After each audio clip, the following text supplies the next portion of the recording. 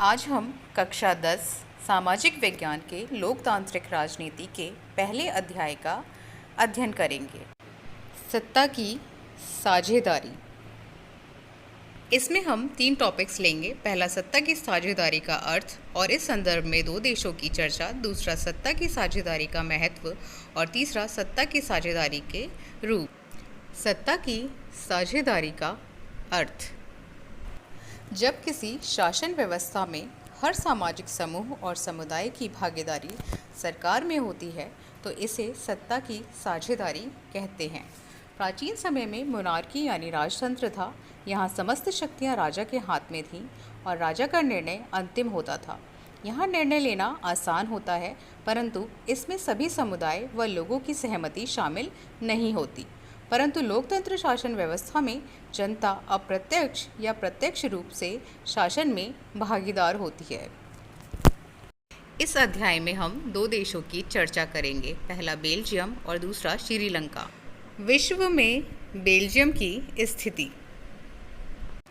विश्व मानचित्र में बेल्जियम को लाल रंग से दर्शाया गया है।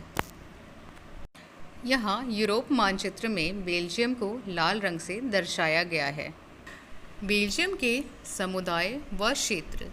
बेल्जियम मुख्यतः 3 क्षेत्रों में विभाजित है। पहला फ्लेमिश क्षेत्र, जहाँ 59% लोग डच भाषा बोलते हैं और ये क्षेत्र आर्थिक रूप से कम विकसित है। जबकि दूसरा क्षेत्र बेलोनिया का है, जहाँ 40% लोग फ्रेंच भाषा बोलते हैं और ये क्षेत्र आर्थिक रूप से अधिक विकसित है।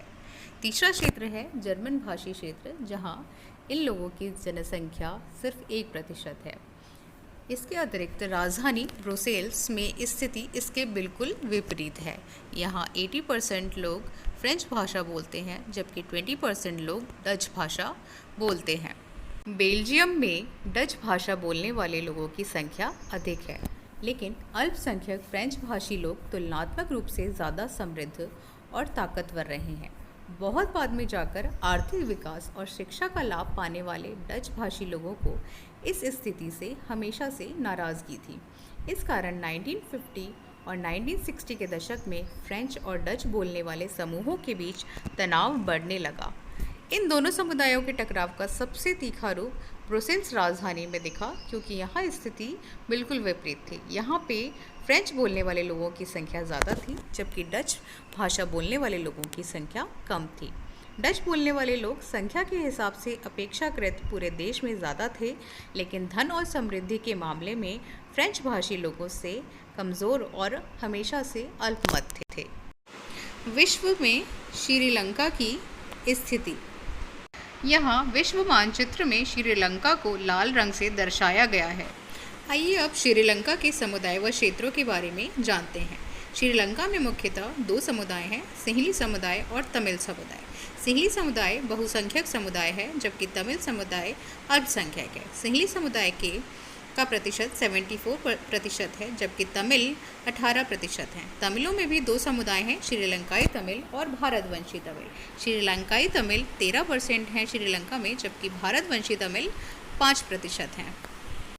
श्रीलंका एक द्वीपीय देश है। द्वीप का अर्थ होता है वह भूखंड जो चारों तरफ पानी से घिरा हो। श्रीलंका भारत के तमिलनाडु राज्य के दक्षिणी तट से कुछ किलोमीटर की दूरी पर स्थित है। इसकी आबादी लगभग 2 करोड़ है, यानी हमारे हरियाणा राज्य के बराबर। दक्षिण एशिया के अन्य देशों की तरह ही श्रीलंका की आबादी में भी कई जातीय समूह हैं, जिसमें प्रमुख सिंहली और तमिल हैं। अधिकतर सिंहली भाषी लोग बौद्ध हैं, जबकि तमिल लोगों में कुछ हिंदू और कुछ मुसलमान हैं। बेल्जियम की समझदारी। बेल्जियम के नेताओं ने क्षेत्रीय अंतरों और संस्कृति विविधता को स्वीकार किया। बेल्जियम के नेताओं ने डच समुदाय और फ्रेंच समुदाय के सदस्यों की भावनाओं का सम्मान किया और दोनों ही समुदायों को सत्ता में समान रूप से भागीदार बनाया। 1970 और 1993 के बीच उन्होंने अपने संविधान में 4 संशोधन किए, सिर्फ इस बात के लिए कि देश में रहने वाले किसी भी आदमी को बेगानेपन का अनुभव ना हो और सभी लोग मिलजुल कर रह सके। उन्होंने इसके लिए जो व्यवस्था की वो बहुत ही कल्पनाशील थी, लेकिन देश के लिए बहुत ही हितकारी थी। बेल्जियम के मॉडल की मुख्य बातें। डच और फ्रेंच भाषी समुदाय में सत्ता के बंटवारे को समान रूप से बांटने के लिए कुछ मुख्य बातें बेल्जियम में अपनाई गई। पहला, केंद्र सरकार में डच और फ्रेंच भाषी मंत्रियों की संख्या समान होगी। दूसरा, कुछ विशेष कानून तभी बन सकते हैं जब दोनों भाषाई समूह डच और फ्रेंच समुदाय के सांसदों का बहुमत उसके पक्ष में हो। इस प्रकार किसी एक समुदाय के लोग एक तरफा फैसला नहीं कर सकते। केंद्र सरकार की अनेक शक्तियां देश के 2 इलाकों की क्षेत्रीय सरकारों को सुपुर्द कर दी गईं, यानी राज्य सरकारें केंद्र सरकार के अधीन नहीं रह गईं। केंद्रीय और राज्य सरकार के अलावा यहाँ एक तीसरे स्तर की सरकार भी काम करती है, जिसे सामुदायिक सरकार कहते हैं। इस सरकार का चुनाव एक ही भाषा बोलने वाले लोग करते हैं। डच, फ्रेंच और जर्मन बोलने वाले समुदाय के लोग चाहे जहाँ भी रहते हैं, इस सामुदायिक सरकार को चुनते हैं। इस सरकार को संस्कृति, शिक्षा और भाषा जैसे मसलों पर फैसला लेने का अधिकार है।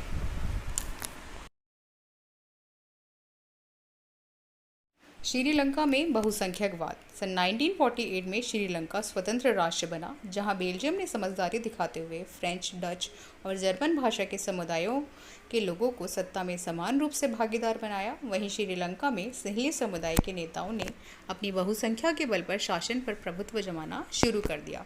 1956 में एक कानून बनाया गया, जिसके तहत तमिलों को दरकिनार करके सिंहली को एकमात्र राजभाषा घोषित कर दिया गया। विश्वविद्यालयों और सरकारी नौकरियों में भी सिंहलियों को ही प्राथमिकता दी जाने लगी। नए संविधान में यह प्रावधान भी किया गया कि सरकार केवल बौद्ध मत को ही संरक्षण देगी, क्योंकि सिंहली समुदाय द्वारा बौद्ध मत को ही माना जाता था। श्रीलंका में बहुसंख्यकवाद का परिणाम। श्रीलंका में बहुसंख्यकवाद का यह परिणाम हुआ कि तमिलों और सिंहली समुदाय के संबंध लगातार बिगड़ते चले गए। श्रीलंका में तमिलों ने अपनी राजनीतिक पार्टियां बनाई और तमिल को राजभाषा बनाने, क्षेत्रीय स्वायत्तता हासिल करने तथा शिक्षा और रोजगार में समान अवसर की मांग को लेकर संघर्ष किया। श्रीलंका में 2 समुदायों के बीच सिंहली और तमिल समुदाय के बीच पारस्परिक अविश्वास ने बड़े टकराव का रूप ले लिया और यही टकराव आगे चलकर श्रीलंका में गृह युद्ध में बदल गया। परिणाम स्वरूप दोनों पक्ष के हजारों लोग मारे जा चुके हैं और अनेक परिवार अपने देश से भागकर शरणार्थी बनने के लिए विवश हो गए हैं। सत्ता की साझेदारी का महत्व। 2 देशों की चर्चा, श्रीलंका और बेल्जियम की चर्चा करने के बाद सत्ता की साझेदारी के महत्व को समझना आसान हो जाता है। सत्ता की साझेदारी से विभिन्न सामाजिक समूहों के बीच जो टकराव है, उसका अंदेशा बहुत ही कम हो जाता है। सत्ता में हिस्सा दे देने से जो राजनीतिक व्यवस्था है, उसमें स्थायित्व आ जाता है और हिंसा और टकराव की स्थिति उत्पन्न नहीं हो पाती। सत्ता की साझेदारी लोकतंत्र की आत्मा है। लोकतंत्र सही मायनों में तभी स्थापित हो सकता है जब हम किसी देश में सभी समुदायों को समान रूप से राजनीति में या सरकार में सहभागी बनाए। वैध सरकार वही है जिसमें अपनी भागीदारी के माध्यम से सभी समूह शासन व्यवस्था से जुड़े रहें और सभी शासन व्यवस्था को सुचारू रूप से चलाने में सहयोग करें। सत्ता की साझेदारी के संदर्भ में 2 तर्क दिए जाते हैं। पहला है युक्तिपरक तर्क और दूसरा है नैतिक तर्क। पहला, युक्तिपरक तर्क। यह तर्क लाभकारी परिणाम पर जोर देता है। जैसे कि श्रीलंका में जो बहुसंख्यक आबादी थी, सिंहली समुदाय की आबादी, उसको ही सबसे ज़्यादा महत्व दिया गया था। जबकि नैतिक तर्क जो सभी समूह के प्रतिनिधित्व को मानता है, जैसे कि बेल्जियम में डच, फ्रेंच और जर्मन भाषा समुदाय के सभी लोगों को समान रूप से सत्ता में भागीदार बनाया गया। सत्ता की साझेदारी के रूप। सत्ता की साझेदारी के 4 रूप हैं। पहला क्षैतिज वितरण, दूसरा ऊर्ध्वाधर वितरण, तीसरा सामुदायिक सरकार और चौथा है दबाव समूह और राजनीतिक पार्टियां। सबसे पहले है सत्ता का क्षैतिज वितरण। इसमें विधायिका, कार्यपालिका, न्यायपालिका के बीच में सत्ता का बंटवारा होता है। विधायिका हमारे देश में कानून बनाने का कार्य करती है। कार्यपालिका कानूनों को लागू करती है और न्यायपालिका निगरानी एवं कानून का पालन करवाती है। इसमें सरकार के विभिन्न अंग एक ही स्तर पर रहकर अपनी अपनी शक्तियों का प्रयोग करते हैं। हर अंग दूसरे पर अंकुश रखता है और इससे संस्थाओं के बीच में सत्ता का संतुलन बना रहता है। ऐसे बंटवारे से यह सुनिश्चित हो जाता है कि कोई भी एक अंग सत्ता का असीमित प्रयोग नहीं कर सकता है। सत्ता की साझेदारी का दूसरा रूप है ऊर्ध्वाधर वितरण। सरकार के बीच विभिन्न स्तरों पर सत्ता का बंटवारा सत्ता का ऊर्ध्वाधर वितरण कहलाता है। जैसे पूरे देश के लिए एक सामान्य सरकार हो और फिर प्रांत या क्षेत्रीय स्तर पर अलग अलग सरकारें रहें। पूरे देश के लिए बनने वाली ऐसी सामान्य सरकार को अक्सर संघ या केंद्र सरकार कहते हैं। प्रांतीय या क्षेत्रीय स्तर की सरकारों को हर जगह अलग अलग नामों से पुकारा जाता है। भारत में हम इसे राज्य सरकार कहते हैं। सत्ता की साझेदारी का तीसरा रूप है सामुदायिक सरकार। विभिन्न सामाजिक समूहों मसलन भाषाई समूह, जातीय समूह और धार्मिक समूहों के बीच भी सत्ता का बंटवारा किया जाता है। बेल्जियम में सामुदायिक सरकार इस व्यवस्था का एक अच्छा उदाहरण है।